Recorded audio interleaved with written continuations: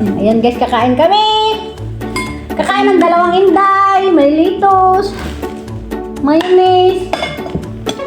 Pasit Canton. Kinuha na. Saka itlog. Fried rice. Ayan o. Ang daming fried rice o. Kakain akong konting fried rice. Tapos pasit Canton. Masarap yung ginawa kong pasit Canton. Bakit ang pula? Alam ko na kung bakit. Isinit ko kasi ito yung ano na to sa pagkain. Sa foodie. Yan yung natural na kulay namin guys. Mapula kami. Hindi kami maputi. Kami ay kayo manggi. Black beauty kaming dalawa ni Evelyn.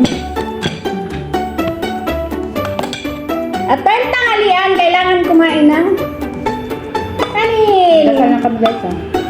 Kanin muna, kanin. Magkakamay ako naligo. Malinis kamay ko, kala nyo ha. Pero pwede ulam ito yung kalin, diba? Dahil wala kaming ulam, Pancit Canton yung pinakang nagsisilbing ulam namin. Pagkain pang mahirap lang. Ito pang masa. Pangkain, pangmasa, ang aming pagkain ng Evelyn. Sarap.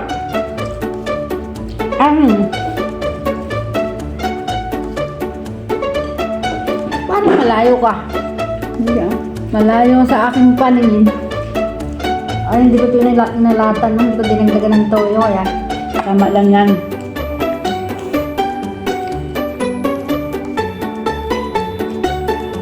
Natanggap kasi nga ang dami din eh. sarap yung bago. Mga yan ah. Baka mabusog ako. Sarap. Happy kami guys. Kahit ito lang ang pagkain namin.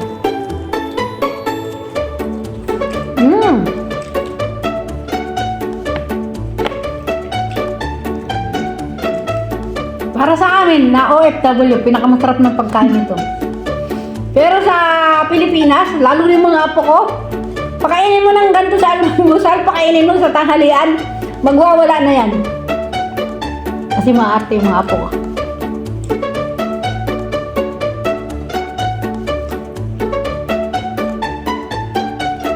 Hindi nila niniisip kung paano kumita ng pera sa Pilipinas sa mga nanay at mga tatay nila. Pero, Si anak mo, kaya naman ito. Kaya ba nalang pili? Masaya na nito. Ulam ito. Masaya na. Sana kasi yung kakiratan.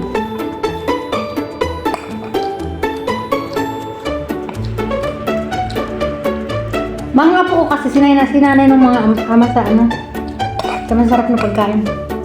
Sosyal yung mga apo ko. Hindi namin sinamin kasi Kahit walang pera. mahirap yun.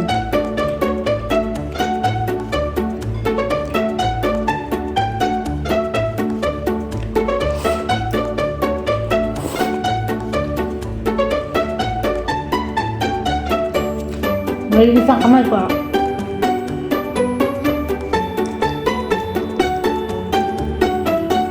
Sarap. Lalo ng sardinas with itlog. Nako. Naku, ayaw ng anak ko. Ito ni Ella. Ayaw ng anak ko yun. Grabe si Raymond, ayaw talaga kumain ng sardinas. Ayaw kumain ng gulay. Marte talaga yung anak ko. Gulay, ayaw ni Ella. Ano talaga ni Raymond ng gulay? Kaya hindi niya masisising ko yung mga anak dahil maano sa kanya.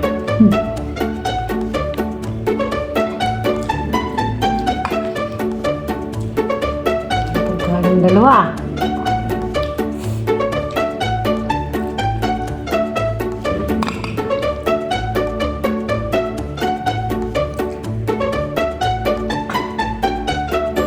Kain tayo ba? Bahala kayo, tingin-tingin lang kayo dyan. Kain po tayo. Sarap ng kain namin.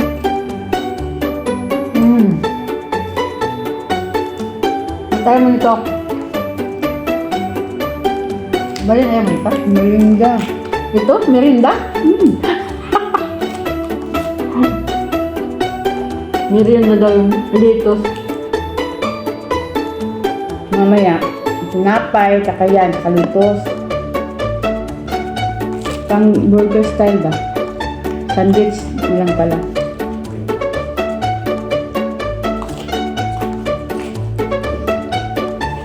Kaya nga, dapat magkamatis pa ng pipino.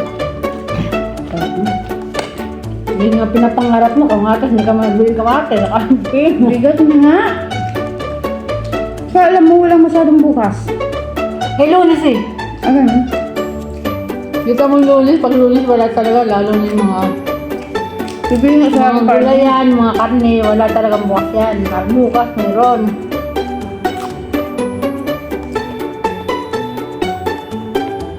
Kasi karne. Kaya rest day nila pag Lunes.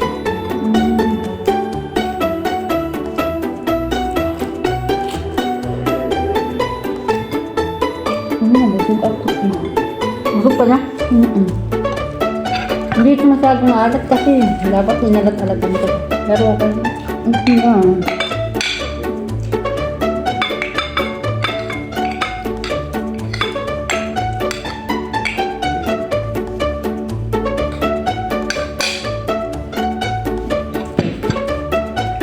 Busog ka na. Ang bilis mo kasing kumain. Sa akin nahabol. Wala mo mahabol. Sa puro kanin talagang tinitira mo. Kaya nga eh. Kaya nabusog ako. Paano ako papayat nito? Bawal magpapayat. Ano? Bawal pumayat!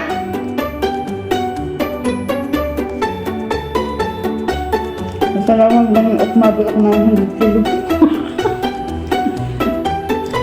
Anong goal mo? 60 kilo lang.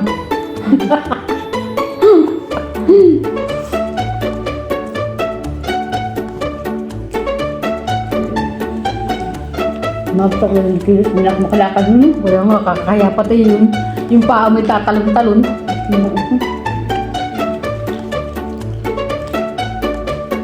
Basta ako hanggang 52 lang. 50 to 54, hanggang dyan na lang.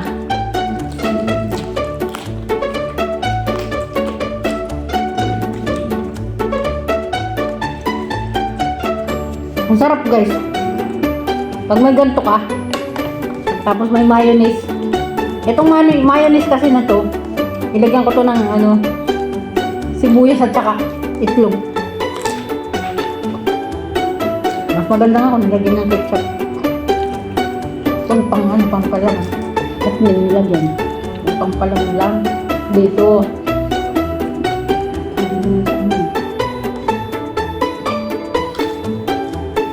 Magalitan na tayo ng pag tinatira natin. Ketchup na Tama.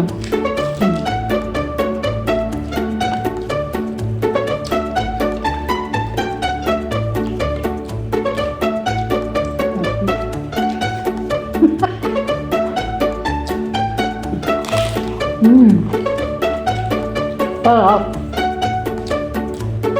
Nag-hospital ka na po. Mas napay pa oh. Ay, naku. Ilalagay. Normal nga. Ano talaga? Kahit hindi man lang bawasan, no? Mamaya, gustong ka na naman. Kaya ulit. Pag dire-diretso. Kaya nga.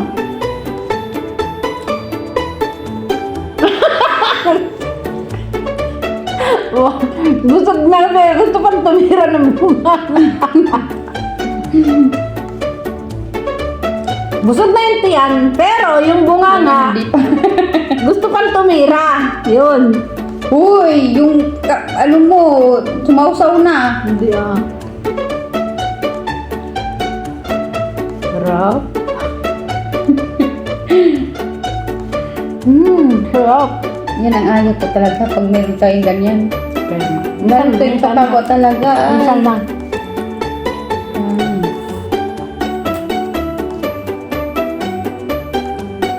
Hindi kayo eh. Kaya nga eh. Kaya mo lakas pampataba. Kaya, Acid na eh. ang mayonnaise ay mantika. Alam niyo ba yun? Oo yun. Ngayon, nakita ko nga. Mantika lang yan. Nakita ko yun. Tapos nilagyan ng itlog. Mahal ko yun. Masarap.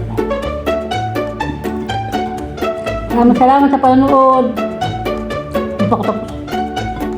Okay. Bakit matamis sa mayonnaise? Nilalagyan ba nila ng sugar? Natural. Asukal yan. Tapos,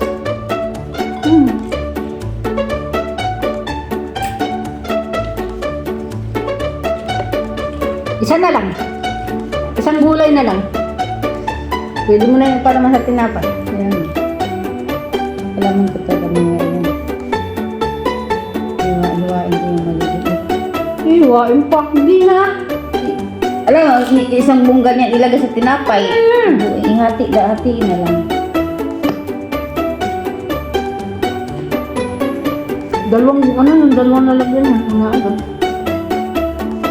Tagal mo nakita ko. Ito yung tamis mo. Ilagay doon sa kaluluwa. Kaya nga, kailangan sa freezer yung isa muna. Nasa plastic. Lagyan mo na pressure na nasa plastic. Kaya nga. Yung bubog sa baba ng baka masira. Sayang naman. Bakit ka parang may ano dito sa mata? Titingnan ko sa bakikan mo, lawlaw nang dito na ang kapal na lawlaw. Yun ang kinakatakutan niya, pero malapit na siya. Ayan. Diba? Ano na siya? Lawlaw na, ang kapal talaga, parang malayo. Hindi naman tayo. Bata-bata pa kasi tayo buyag. Ay, idagdan pala kayo ni ano no? Bakikan? Oo nga, magkailagdan kaming dalawa, pero Masyadong siya kasing hardworking. At saka walang tulong. hirap ng trabaho niya sa totoo lang. Nakakaawa din. Pero ang amo namin ay cleaner, kaming dalawa naman ay caregiver. Oo no. Yung isang among dalaga namin guys, ano siya? Ano ba yun? Nasa cleaning company. Kasi hindi siya, sa kanila magkakapatid siya lang, hindi nakapagtapos. Pero at least malaki na sundo dito. Tinatanong ko noon, ano ba mo? Ayaw ko sabihin, sabi niya gano'n. Magkano sundo mo? Ayaw ko sabihin, sabi niya gano'n. Ano yung sabihin mo? Payotang, sabi niya gano'n. Oo, yun yung sabi niya. Ayun, maraming salamat! Bye everyone! I love you all! Bye-bye!